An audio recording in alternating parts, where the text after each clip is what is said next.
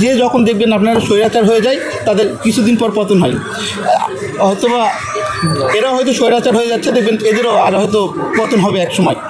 মন থেকে অভিশাপ ছাড়া আমার আর কিছু বলার নেই ভাই, কিছু বলে নাই। পরে আমরা যখন গেছি তারপর পুলিশ দিয়ে আমাদের মারিয়েছে।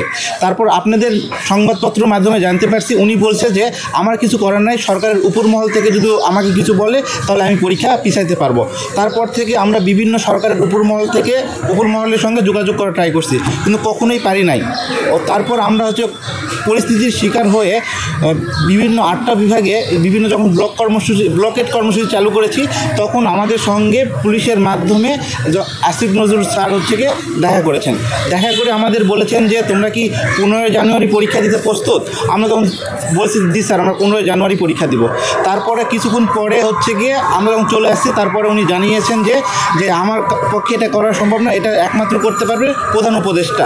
তারপর হচ্ছে গিয়ে আমরা প্রধান উপদেষ্টার সঙ্গে দেখা করার জন্য শান্তিপূর্ণভাবে শাহবাগের এখানে আসছিলাম। যখন পুলিশ ভাইরা আমাদের হচ্ছে গিয়ে ব্যারিকেড দেয়, তখন আমরা শাহবাগকে পুলিশ ভাইদের প্রথমে ফুল দিয়েছিলাম শান্তিপূর্ণভাবে করার জন্য, এবং ওনাদেরই বলছিলাম যে আমাদের তেমন কিছু চাওয়া নাই, আমরা চাই যে শান্তিপূর্ণভাবে প্রধান উপদেষ্টার সঙ্গে আমাদেরকে দেখা করা যা হোক। জাস্ট প্রধান উপদেষ্টা আমাদের 2-3টা প্রতিনিধির সঙ্গে কথা বলবেন এবং তিনি তার শান্তিপূর্ণভাবে আমাদের যা বলবেন আমরা তাই মেনে নেব। যদি বলে যে পরীক্ষা পিছিয়ে যাবে তাহলে আমরা শান্তিপূর্ণভাবে চলে যাব, না পিছাইলেও আমরা বলবো যে কোনো কারণে আমরা স্যাক্রিফাইস করতাম। কিন্তু প্রধান উপদেষ্টার সঙ্গে আমরা কোনোভাবেই দেখা করতে পারি নাই।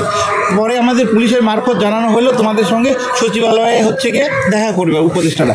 এইভাবে আমাদের হচ্ছে গিয়ে উপদেষ্টারা সচিবালয়ে যাওয়ার পরে কেউ কোনো উপদেষ্টা ছিল না, মানে এখানে পুলিশ আমাদের সঙ্গে অভিনয় করেছে, জাস্ট আমাদের টাইম ক্ষেপণ করেছে। তারপর আমরা অনেকক্ষণ পরে যখন দেখতেছি না হচ্ছে না, তখন আমরা যখন ওই পুলিশের ব্যারিকেডটা ভেঙে চলে যাব, তখন সব পুলিশরা আমাদের অতর্কিতভাবে আমাদের উপর হামলা করে এবং আমাদের কুকুরের মতো মারছে ভাই।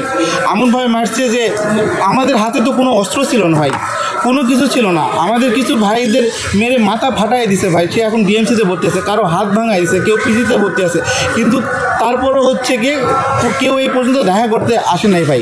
আর আমাদের যে ছাত্র প্রতিনিধি হয়ে যারা উপদেষ্টা হয়েছিলেন আমাদের বলেছিলেন যে তারা আমাদের হয়ে কাজ করবেন, কিন্তু ভাই তারা আমাদের হয়ে এখন কাজ করে না। তারা এখন নিজেদের হচ্ছে গিয়ে কে কোন আসনে হচ্ছে গিয়ে এমপি হবেন সেটা নিয়ে ব্যস্ত। এই জন্য অনেক অযৌক্তিক আন্দোলন, যেখানে ভোটারের সংখ্যা বেশি তারা সেগুলো নিয়ে কাজ করেন। এখন তারা ফুটবল খেলা নিয়ে ব্যস্ত। তারপর যেই আসনে দাঁড়াবে সেই আসনে হচ্ছে দেখবেন যে বরাদ্দ যাচ্ছে, অন্য কোনো জায়গায় বরাদ্দ যাচ্ছে না, তাদের আসনে হচ্ছে গিয়ে বরাদ্দ যাচ্ছে।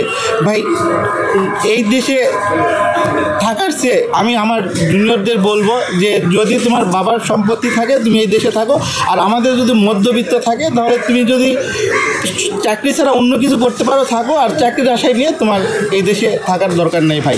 আর আসলে আমাদের তো পেশি শক্তি নাই, আমরা কিছু করতে পারবো না, আমাদের সঙ্গে সবাই অভিনয় করতেছে। তাই আমরা একটাই কিছু করতে পারি যে আসলে যে যখন দেখবেন আপনারা স্বৈরাচার হয়ে যায় তাদের কিছুদিন পর পতন হয়। হয়তোবা এরা হয়তো স্বৈরাচার হয়ে যাচ্ছে, দেখবেন এদেরও আর হয়তো পতন হবে এক সময়। মন থেকে অভিশাপ ছাড়া আমার আর কিছু বলার নেই ভাই।